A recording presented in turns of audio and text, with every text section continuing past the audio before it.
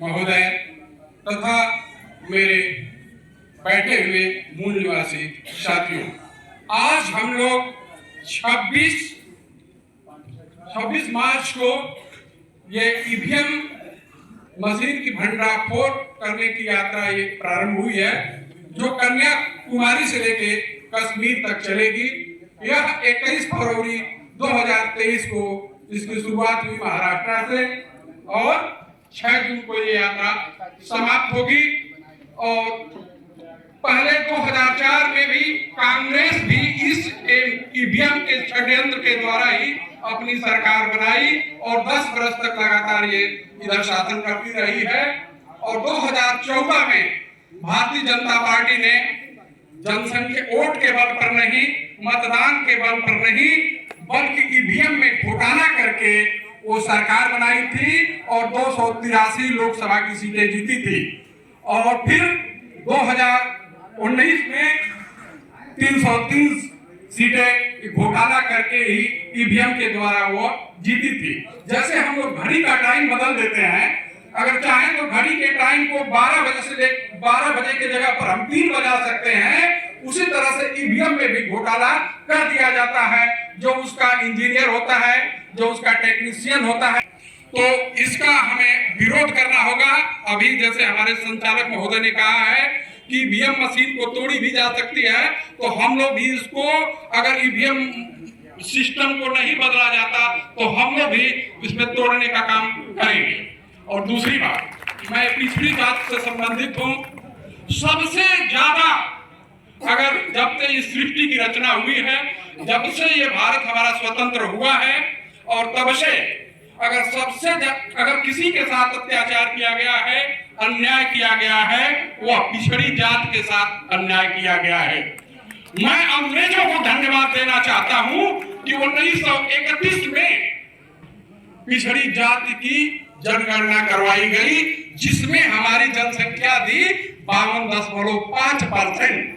अगर मैं पिछड़ी जातियों को चेताना चाहता हूं, बताना चाहता हूं, जागरूक करना चाहता हूं कि अगर सभी लोग एक हो जाएं, लेकिन अगर पिछड़ी जात के लोग अगर एक तरफा हो जाते हैं तो भी हम 2.5% वोट से हम जीत जाते हैं, क्योंकि 50 और 50% हम 52.5% होते हैं। तो वो दुश्मन हमारे, अगर सभी लोग मिल जाए तो भी दुश्मन 47% जीत आ रहा है, लेकिन हम लोग 52.5% हो रहे हैं। लेकिन हमारा आज स्थिति क्या है? हम जो बहुजन समाज के लोग हैं, जो 85% के लोग हैं, हमारी स्थिति क्या है कि जल रिसोर्स का आय का प्रमुख साधन क्या है? जल जंगल जमीन। उसमें मात्र हम जल जंगल जमीन में मात्र हमारा हिस्सा कितना बना है, हमको हक कितना मिला है? मात्र 6%। और जो 15% है उनका हिस्सा कितना बना है? 94%। 94% उसका हिस्सा बना है। और नौकरियों में हमारी स्थिति क्या है कि हम 85% के लोग हैं जो आज तक नौकरियों में सिर्फ 11% हैं, और जो 15% के लोग हैं वह नौकरियों में 89% हैं। लेकिन हमें शर्म नहीं आती। हम क्या करते हैं? हमारा अधिकार, कर्तव्य सब छीन लिया गया, हमको नीच घोषित कर दिया गया, हमारे हक को सारे लोग खा भी गए और हमको दोषी भी बनाते हैं। कैसे बनाते हैं? एक ब्राह्मण जब गांव में जाता है तो पिछड़ी जातियों के लोग में बिंद और कोयरी के पास जाता है तो कहता है कि अरे मतलब का तो हम लोग बैठल हुआ तो हर हकवा तो कुल अहिरा खा गए, और वो तो मान जाता कि कुल अहिरा खा जा रहा।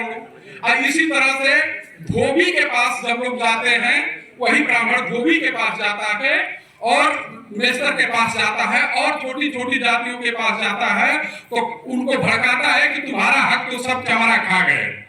और जब सबके चमार और अहिर सबके पास जब 85% के लोग जब ब्राह्मण के पास जाता है तो कहता है कि तुम्हारा हकवा तो कुल मुसलमानवा खा गए ना। लेकिन हमारे लोग ये पता नहीं कर पाते हैं कि वास्तव में कौन हमारा हक खा रहा है। तो अगर इसका सबसे बढ़िया तरीका है कि आपका हक चमार खा गया कि अहिर खा गया कि कौन खा गया, सबसे अच्छा इसका तरीका यही है कि जाति जनगणना करा दी जाए। अगर जाति जनगणना करा दी जाएगी तो पता चल जाएगा कि कौन किसका हक खा गया। हमारा हक कोई खा गया, लेकिन दोषी हम किसी को लगाते हैं। इसलिए जाति जनगणना होनी चाहिए। हम लोग चिल्ला रहे हैं, बामन मेश्राम साहब इसके लिए संघर्ष कर रहे हैं, लेकिन सरकार नहीं सुन रही है। सरकार बस यही कह रही है कि पहिला कागज चढ़ा है, लेकिन वह जनगणना नहीं करा रही है। तो हर तरह से हमारा हक छीन लिया गया। हम नाम नहीं घोषित करेंगे। कुछ लड़के इंटरव्यू देने गए थे केंद्रीय विद्यालय में और जेएनयू में, मतलब जवाहर नेहरू विद्यालय में गए थे।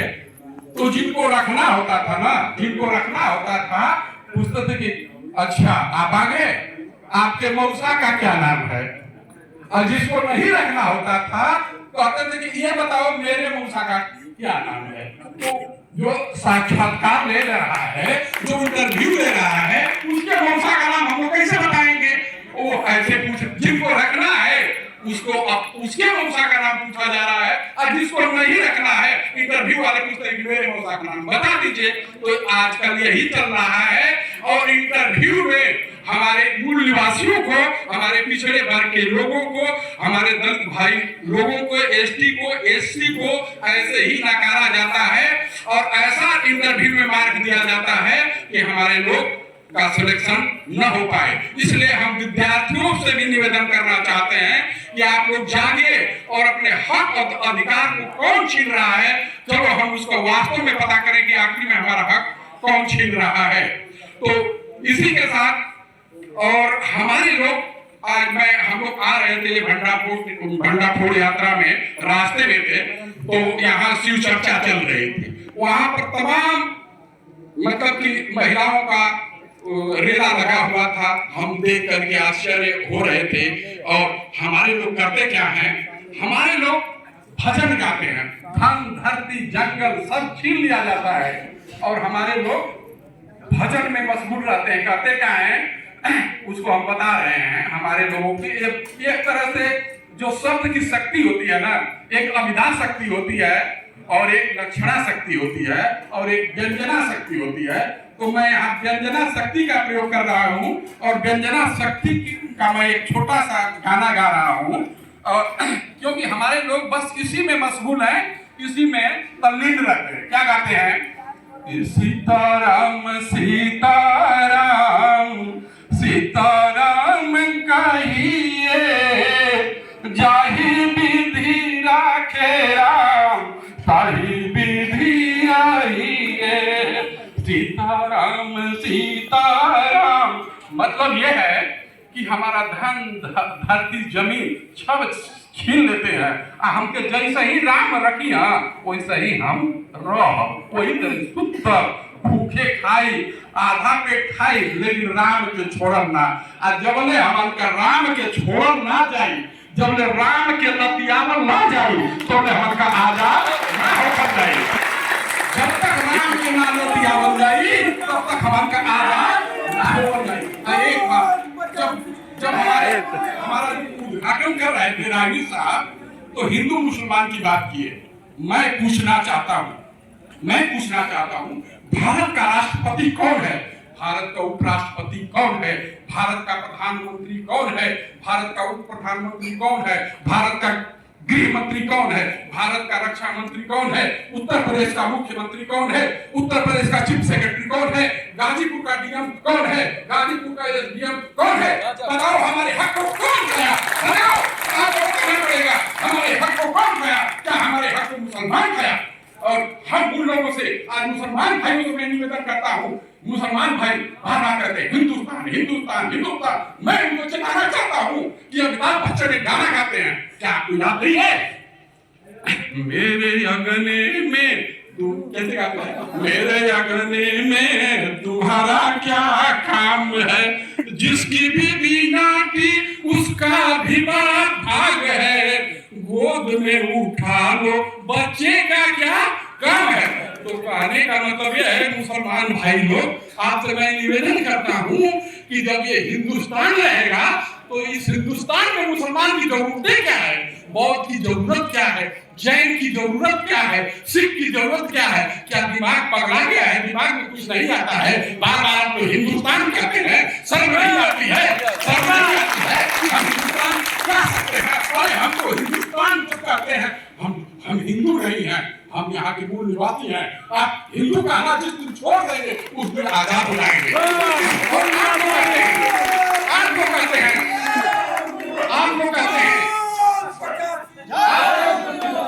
आप लोग कहते हैं कि लोकतंत्र खतरे में है, संविधान खतरे में है। मैं एक फार्मूला बता दूं, रात में मेरे सपने में बाबू विश्राम साहब आए थे। उन्होंने कहा क्या कहा? मुझसे कहा कि जिस संविधान की रक्षा तुम करना चाहते हो, हम जरूर करना चाहते हैं। तुम संविधान की रक्षा करना चाहते हो, हम जरूर करना चाहते हैं। क्या तुम लोकतंत्र की रक्षा करना चाहते हो? हम जरूर करना चाहते हो।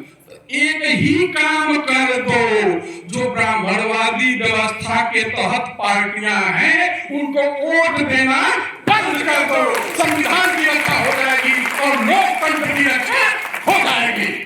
मैं इसी के साथ में ज्यादा समय नहीं लूंगा, मैं अपनी बात को समाप्त करूंगा। बहुत बहुत धन्यवाद। आदरणीय